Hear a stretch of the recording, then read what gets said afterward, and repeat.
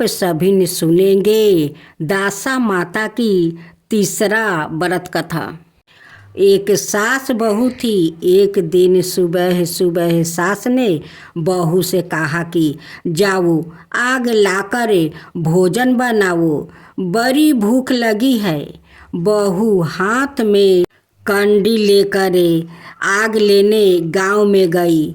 उस दिन गांव भर में दासा माता की पूजा थी, इसलिए किसी के यहाँ से भी उसे आग नहीं मिली। वो खाली हाथ लौट कर आई।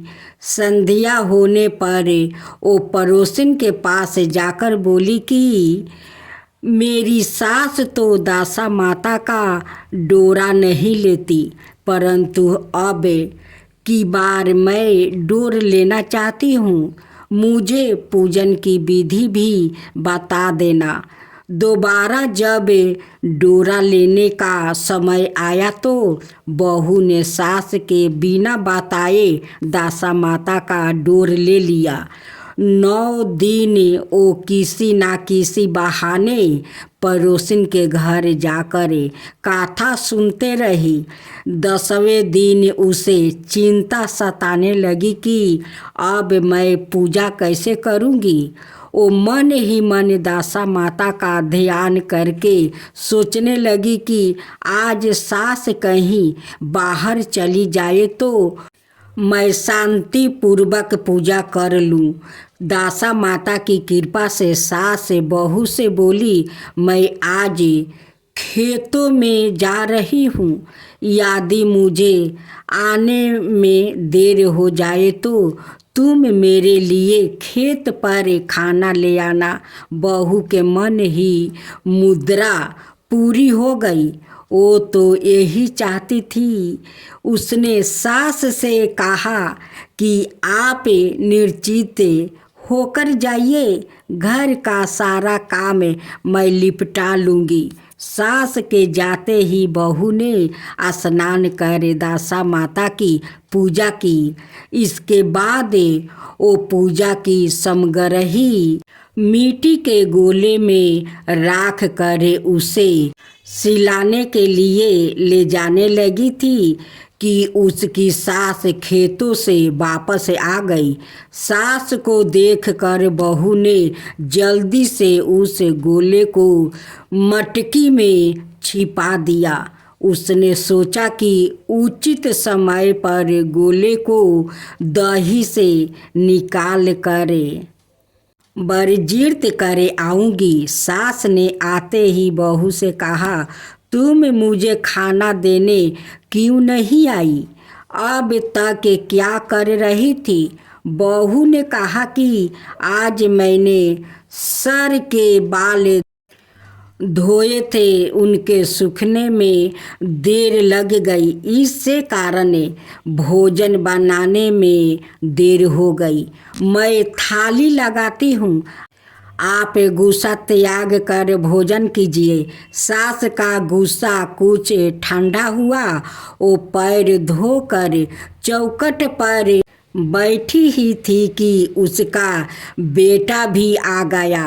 वो भी माता के साथ भोजन करने बैठ गया। सास भोजन करके उठना ही चाहती थी कि उसका बेटा बोला, मुझे तो दही चाहिए। सास ने बहू से दही देने के लिए कहा। बहू बोली, मैं रसोई में हूँ, आप ही इन्हें दही दे दे। सास हाथ धोकर दही लेने गई, परंतु जैसे ही उसने छाछ की मटकी उठाई तो उसने कुछ खरखराने की आवाज़ आई। उसने हाथ डाल कर देखा तो उसके एक बड़ा सोने का गोला मिला। सास ने आश्चर्य से बहू से पूछा, इस छाछ की मटकी में यह सोना का गोला कहाँ से आया है? इसे तुम कहाँ से चुरा कर लाई हो? यहाँ क्यों छिपा कर रखा है? मैं समझ गई कि इसी वजह से तुम छाछ देने नहीं उठी। इसका भेद बताओ। बहू बोली, मुझे कुछ नहीं पता, मेरी दासा माता जाने। मैंने आपको बताया बिना दासा माता का डोर ले लिया था और उनकी पूजा की थी। आपके आ जाने के कारण मैं डोर को वर्जित करने नहीं जा सकती। आपके डर से मैंने इस छाछ की मटकी में छिपा दिया था। दासा माता ने इसे सोना का बना दिया है, मैं इसमें क्या कर सकती हूँ। सास ने बहू को गले लगा लिया और कहा, अब मैं भी तुम्हारे साथ डोरा लूँगी और विधिवत व्रत और पूजा किया करूँगी। हे दासा माता, जैसे तुमने इनको दिया वैसे ही सबको भक्तों पर कृपा करना। तूने पूजा विधि मनाता है कि बुधवार का व्रत करने से सारे काम विघ्ना पूरा कर देते हैं। इस व्रत के पुण्य प्रभाव से घर परिवार में सुख समृद्धि आती है, साथ ही बुद्धि तेज होती है। कहते हैं जो व्याकृत लगातार 7 बुधवार व्रत कर भगवान गणेश की विधि विधान से पूजा करता है, उसके घर में अन्न के भंडार और धन की कोई कमी नहीं रहती है। वैदिक ज्योतिषी के अनुसार इस दिन व्रत रखने से कुंडली में बुध ग्रह भी मौजूद होता है। व्रत वाले दिन व्याकृत को प्रातः काल में उठना चाहिए। बुधवार व्रत कथा सुनने के दौरान बीच में आसन नहीं छोड़ना चाहिए। इस व्रत में पूरा दिन फलाहार करें। शाम के वक्त पूजा के बाद एक वक्त का भोजन करें। बुधवार व्रत में मूंग दाल का हलवा, दही या फिर हरी वस्तु से बने भोजन का ही सेवन करना चाहिए। इस दिन हरे रंग के वस्तु, फूल और सब्जियों का जरूरतमंदों को दान भी करें। ऐसी मान्यता है बुधवार के दिन इस मंत्र का जप करने से व्याकृत की सारी मनोकामना पूरी हो जाती है। इस मंत्र का जप 108 बार करें। एक किसान और एक मूषक की कहानी खूब सुंदर है। एक गांव में एक किसान रहा करता था। वो बहुत गरीब था। किसान ने धन पैदा करने के लिए कई प्रयत्न किया, परंतु हर बार वो अपने प्रयत्नों में असफल रह जाता है। एक दिन किसान अपने खेत से उदास लौट रहा था। रास्ते में एक मूषक महाराज बैठा था। देखा और सोचा कि यह मूषक महाराज तो गणेश भगवान का असवारी है, ये तो वाहन है। शायद इस मूषक महाराज के कारण मैं अब तक निर्धन हूँ। यदि यह मूषक महाराज मुझे प्रसन्न हो जाए तो मेरा काम चल जाए। ऐसा सोचकर किसान उस मूषक महाराज को क्यों ना मैं लड्डू खिलाऊं, ये सोचकर किसान घर जाता है और एक लड्डू लिया कर वो मूषक महाराज को सामने रख देता है और हाथ जोड़कर कहता है कि हे मूषक महाराज, आप तो विघ्नहर्ता का सवारी है, मेरा भी दुख हर लीजिए। मैं बहुत गरीब निर्धन किसान हूँ, मेरे खेत में पैदा नहीं होता है। इतना फसलें गाड़ता हूँ लेकिन फसल उग नहीं पाता है। मैं आपसे प्रार्थना करता हूँ कि मेरा दरिद्रता दूर कीजिए हे मूषक महाराज। मूषक महाराज तो वहाँ से टस से मस नहीं हुआ, वो बैठा रहा। किसान वो घर चला जाता है। जब सुबह किसान वो आकर देखता है तो उसे कटोरे में एक सोना का मोहर है। किसान बड़ा प्रसन्न हुआ। किसान ने अपने चारों ओर देखा, परंतु मूषक महाराज नजर नहीं आया। किसान को विश्वास हो गया कि यह हो ना हो कोई मूषक महाराज गणेश भगवान तो नहीं है।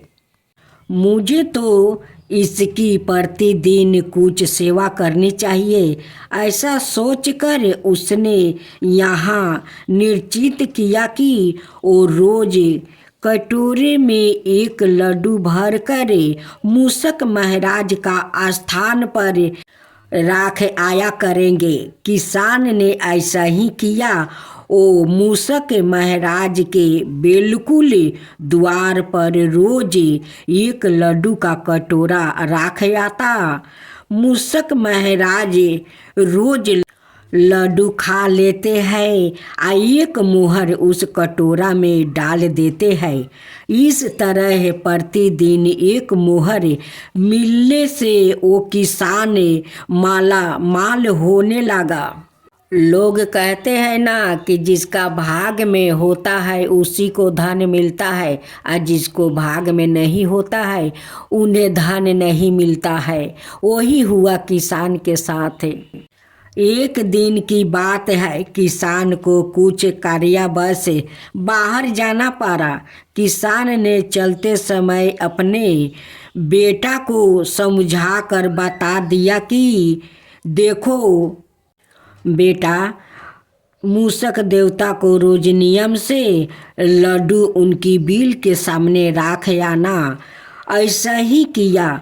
वो प्रतिदिन निश्चित समय पर लड्डू का कटोरा मूषक महाराज के बिल के पास राख आता और दूसरे दिन उठा लाता।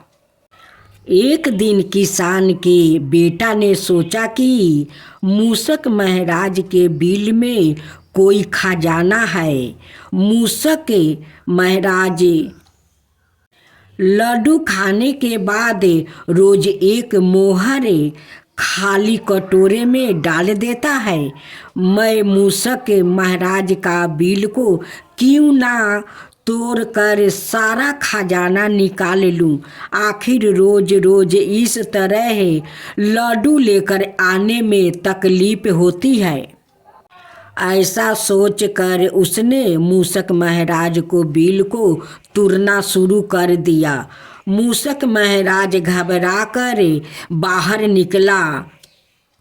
किसान का बेटा मूषक महाराज को भी मारना चाहा। मूषक महाराज बच गया और लड़के को काट लिया। काटते ही लड़का मर गया। किसान को जब अपने पुत्र के मरने का पता लगा तब वो दौड़ा मूषक महाराज के बिल के पास पहुंचा। मूषक महाराज वहीं पर बैठा था। किसान मूषक महाराज को देखकर अपने पुत्र के लिए प्राण दान मांगने लगा। मूषक महाराज बोला, अरे किसान, जो दूसरों को नुकसान पहुंचाकर अपना फायदा करना चाहते हैं उनका यही हाल होता है। निस्वार्थ भाव से जो सेवा गणेश भगवान और मूषक महाराज को सादा करता है उसको सादा इच्छा फल मिलता है। किसान रोता हुआ अपने घर लौट आया। किसान बाजार जाता है, एक मिट्टी का गणेश और मिट्टी का मूषक महाराज खरीद कर घर में लाता है और उन्हें श्रद्धा भक्ति से वो पूजा करता है। गणेश भगवान किसान को सपने में दर्शन देते हैं और कहते हैं कि हे किसान, तुम तो मेरा श्रद्धा भक्ति से मेरे मूसक महाराज को रोज लड्डू खिलाया करता था, बड़े श्रद्धा भक्ति से। उस लिए तो मैं प्रसन्न होकर अपना मूसक महाराज को एक सोना का मोहर देता था और लड्डू खाकर उस कटोरा में वो मोहर डाल देता था। लेकिन तुम्हारा लड़का का तो लोभ हो गया कि उस बिल में लगता है धन है, उस लिए वो बिल को भी तोड़ दिया और मेरे मूसक महाराज वाहन को वो मारना चाहा। उसी कारण मेरे मूसक महाराज तुम्हारा बेटा को काट लिया। तुम्हारा बेटा मारा हुआ नहीं है, वो मूर्छित पड़ा है। जब किसान को आंख खुला तो वो कहने लगा कि ये तो सपना है, सपने में गणेश भगवान आए थे और मुझे ऐसे ऐसे बात कह गए। मैं जाकर देखूं तो कि मेरा बेटा मूर्छित पड़ा है और ना जीवित है। जब किसान जाकर देखता है कि उनकी बेटा उसी बिल के पास बैठा हुआ है, किसान देखकर बहुत प्रसन्न हो गया और बार बार गणेश भगवान और मूसक महाराज को वो धन्यवाद देने लगा और कहने लगा कि हे गणेश भगवान, मैं रोज आपका घर में पूजा करूँगा, रोज मूसक महाराज को लड्डू को भोग लगाऊंगा, आपका मोदक और लड्डू का भोग लगाऊंगा और श्रद्धा भक्ति से आपका पूजा करूंगा, हे गणेश भगवान। तब से किसान गणेश भगवान को घर में अपना पूजा करने लगा, मूसक महाराज को भी करने लगा। अब तो किसान का खेत में बहुत सारा अन्न आबादी होने लगा, घर में धान भरने लगा। अब तो किसान गरीब से अमीर बन गया। तो हे गणेश भगवान, जैसे आप उस किसान पर कृपा किया वैसा ही सबका ऊपर करना। जो आपका कथा कहे, जो सुने, जो हुंकार भरे, उन सबका ऊपर कृपा करना। हे गणेश भगवान, सबका ऊपर कृपा करना। हे मूसक महाराज, सबका ऊपर कृपा करना।